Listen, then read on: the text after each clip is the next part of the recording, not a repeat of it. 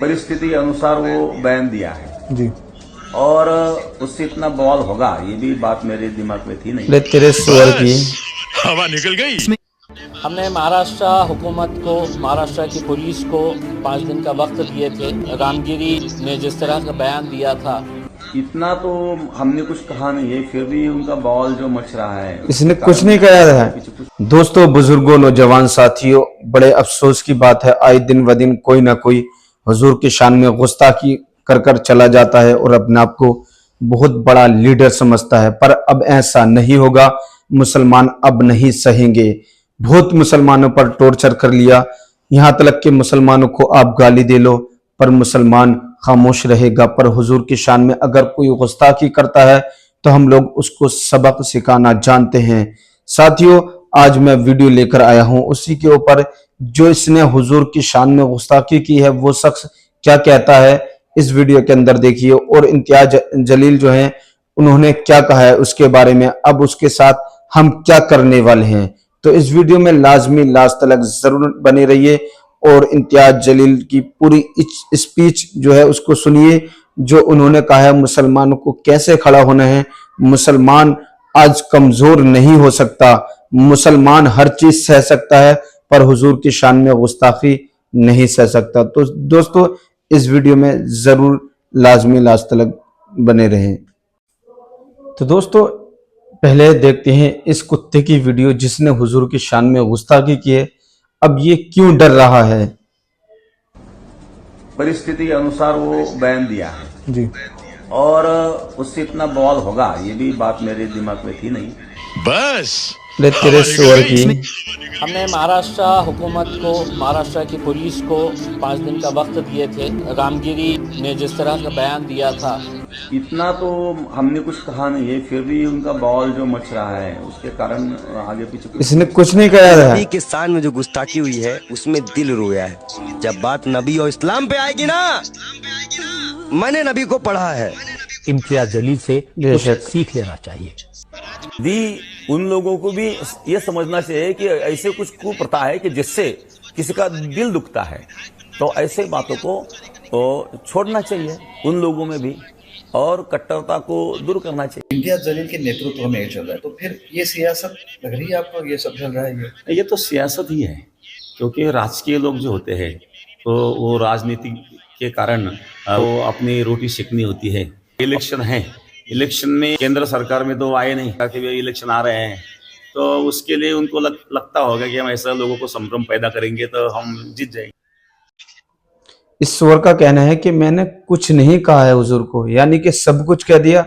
अब कहता है मैंने कि कुछ नहीं कहा है हुजूर की शान में, अगर मुझे पता होता ऐसा होगा तो मैं कुछ नहीं कहता। अब इसको क्यों डर लग रहा है? बहुत बड़ा तीस मान खा समझता था ना अपने आप को, अब क्यों डरता है? अब सोच रहा है कि मैं किसी ने मुझ पर हमला नहीं कर दिया हो या कोई हमला कर दे मेरे ऊपर, अब इसको किस बात का डर है? तो दोस्तों, ये थी वीडियो। अब मैं आपको दिखाने वाला हूं इम्तियाज जलील का एक बहुत ही बड़ा स्पीच। बड़ी संख्या में इम्तियाज जलील मुंबई की ओर कूच कर रहे हैं। हमारे साथ खुद इम्तियाज जलील है, उन पर कुछ रामगिरी महाराज ने आरोप लगा, उन पर बात करते हैं। इम्तियाज जी, आपसे जानना चाहेंगे, आप जब कूच कर रहे हैं मुंबई की ओर, तब रामगिरी महाराज का बयान आया है कि आप जो है सियासत कर रहे हैं, विधायक आपको बनना है, लोकसभा चुनाव हार गए, अब विधायक बनना चाहते हैं, इसीलिए आप मोर्चा लेकर निकले। देखिए, ऐसी लोकसभा की और विधानसभा की कितनी भी सीटें खुर्बान है, ठोकर मारते हैं हम ऐसी सीटों। सही बात है। अगर हमारे नबी करीम सल्लल्लाहु अलैहि वसल्लम के खिलाफ अगर कोई गुस्ताखी करता है तो ऐसी इतनी हल्की राजनीति करने वाला शख्स इम्तियाज जलील नहीं है। और बेशक बेशक और दूसरी बात यह है कि मुझे राजनीति करने के लिए ये रामगिरी जैसे घटिया लोगों की जरूरत कभी नहीं पड़ेगी इंशाअल्लाह। मैं मेरे तौर के ऊपर मुझे मेरे जमहूरी इख्तियार है, मैं सिर्फ ये कहना चाह रहा हूँ, ये मुल्क में कायदा है, कानून है और ये संविधान है। अगर ये संविधान के हिसाब से मुल्क नहीं चलेगा तो ऐसे रामगिरी जैसे गुंडे मवालियों के हिसाब से तो देश चल नहीं सकता। राणे जैसे गुंडे मवालियों के हिसाब से देश चल नहीं सकता है। इसमें मैंने सरकार को वक्त दिया था, टाइम दिया था कि आप इनके ऊपर कार्रवाई करो करके, और उनको एक चेतावनी दे रहा हूँ, अगर जबान इनके मुंह में है तो उससे बहुत खूबसूरत जबान मेरे मुंह में भी है। जिस दिन मैं इस्तेमाल करूँगा, जिस दिन मैं खोलूंगा अपनी जबान, तो कोई इनके पास अधिकार नहीं रहेगा मेरे खिलाफ भी कार्रवाई करने के लिए, क्योंकि कायदा कानून सबके लिए बराबर है। उनके लिए कायदा अलग नहीं हो सकता है और मेरे लिए अलग नहीं हो सकता है। इसलिए अगर रामगिरी ये कह रहा है कि मैं राजनीति कर रहा हूँ, तो मैं रामगिरी को सिर्फ इतना कहूँगा कि रामगिरी, तेरे से बोलने तो लगाए थे सरकार ने, तू अपनी जान बचा के रख, क्योंकि यही सरकार तेरी जान के पीछे भी पड़ सकती है और ठिकड़ा हमारे ऊपर फोड़ सकती है। तो तू जब तक जिंदा है उस खौफ में जी कि तेरे अतराफ में जो लोग हैं कब तेरा गेम बजा देंगे, समझ में नहीं आएगा तुझे। तो ये भी कह रहे हैं कि आप जो है राजनीतिक रोटियां सेक रहे हैं इस रैली के बहाने। देखिए, मैंने आपके सवाल का जवाब मैंने इस हिसाब से दे दिया है। ऐसे 50 ओहदे जो है वो हम ठुकराएंगे, हम ठोकर मारते हैं साहब ऐसी सियासत के ऊपर जहां पे आप खुलेआम हमारी जिंदगी से भी अजीम है, जिन्हें हम अपनी जिंदगी से भी ज्यादा मोहब्बत करते हैं, हमारे पैगंबर सल्लल्लाहु अलैहि वसल्लम, हाँ, अगर उनके खिलाफ आप बोलेंगे और मैंने दूसरे राजनीतिक पार्टियों की तरह, नेताओं की तरह घर में बैठा रहूं और सिर्फ निवेदन देता रहूं, तो ये नहीं। मैंने भी बहुत निवेदन दिया। अब मैंने सरकार को कहा कि एक मर्तबा अगर तुम देखना चाहते हैं कि मेरी भी ताकत क्या है, तो अल्हम्दुलिल्लाह ये देख लीजिएगा कि क्या।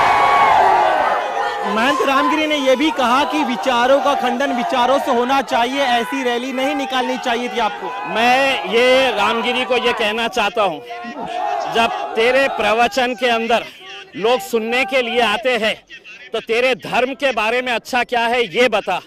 तेरे धर्म के साथ साथ एक इंसान की हैसियत से इंसान ने कैसा जीना चाहिए लोगों को ये बता, ना कि ये बता कि मेरा धर्म बहुत अच्छा है और इस्लाम धर्म के अंदर ये खामियां है। ये लोग सुनने के लिए नहीं आते।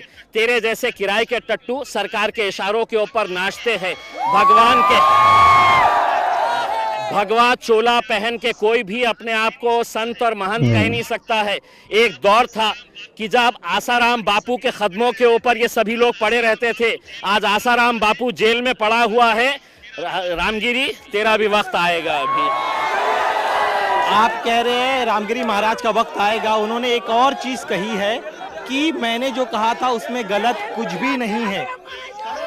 तो मैं उसको चुनौती देता हूं कि तू वक्त दे, तेरे वक्त के हिसाब से हम आएंगे और हमारे साथ बैठ के चर्चा कर।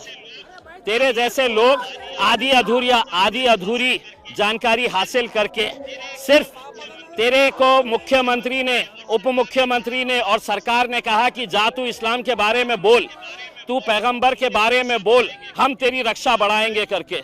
और अब मैं वो रामगिरी को ये कहना चाहता हूँ कि मुख्यमंत्री साहब, इसकी जान बचाइए, इसको Z+ सिक्योरिटी दीजिए, वरना रात में गलती से इसके कमरे में बिल्ली भी घुस आएगी ना तो ये डर के उठ जाएगा कि कौन आया है करके। वो कह रहे हैं कि मैं संत हूँ, संतों का काम होता है सत्य बोलना, मैंने सत्य ही कहा है। ये संत आजकल मार्केट में, ऐसे संत मार्केट में हर गली के अंदर घूम रहे हैं। भगवा चोला पहनते हैं, अपने आप को संत कहते हैं, महात्मा कहते हैं। असल में ये पैसा कमाने का धंधा ये लोगों ने बना लिए है करके। इनके पास कोई जानकारी नहीं है। अपने धर्म के बारे में बात करो, अपने मजहब के अंदर क्या अच्छा है ये बताओ लोगों को, ना कि तुम किसी दूसरे धर्म का पोस्टमार्टम। और आप क्या समझ रहे हैं कि मेरी जबान मेरे मुंह में नहीं है क्या? मैं नहीं बोल सकता हूँ क्या? किस किस मुद्दे के ऊपर मैं बात कर सकता हूँ? ना तो मेरी तहजीब इसकी इजाजत देती है, ना मेरी संस्कृति इसकी इजाजत देती है, और ना मेरा मजहब इसकी इजाजत देता है। इसीलिए मैं खामोश बैठा हुआ हूँ। आज आपकी तिरंगा रैली के खिलाफ गंगापुर में एक बड़ा हिंदू विराट मोर्चा निकाला गया, जिसमें उनका कहना था कि हम रामगिरी महाराज के समर्थन में मोर्चा निकाल रहे हैं। मेरे जितने लोग उतने कोने में खड़े हुए हैं ना, उतने लोग भी तुम्हारे गंगापुर में जमा नहीं हुए हैं जितने मेरे पास आए हुए हैं करके। और ये क्या करे हैं, हिंदुस्तान के जितने भी सेमड़े सामड़े हैं, हिंदुस्तान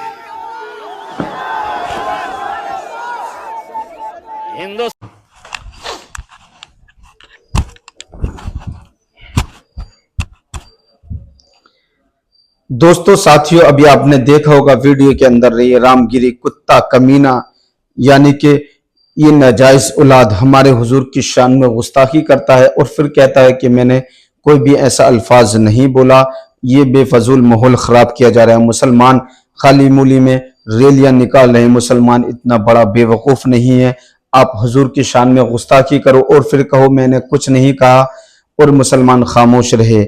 ऐसा अब नहीं होगा। मुसलमान हर चीज बर्दाश्त कर सकता है। उनके माँ बाप को गाली दे लो या तलक के उसको गाली दे लो, वो बर्दाश्त कर सकता है, पर हुजूर की शान में गुस्ताखी नहीं बर्दाश्त कर सकता। जिस तरह से इम्तियाज जलील ने कहा कि हमें ना ही बादशाह चाहिए ना ही कोई हुकूमत चाहिए, हम ऐसी बादशाहत पर ठोकर मारते हैं। अगर हुजूर की बात आती है तो हम हुजूर की बात को कायम रखेंगे। अगर कोई हुजूर की शान में गुस्ताखी करता है तो हम खामोश नहीं रहेंगे।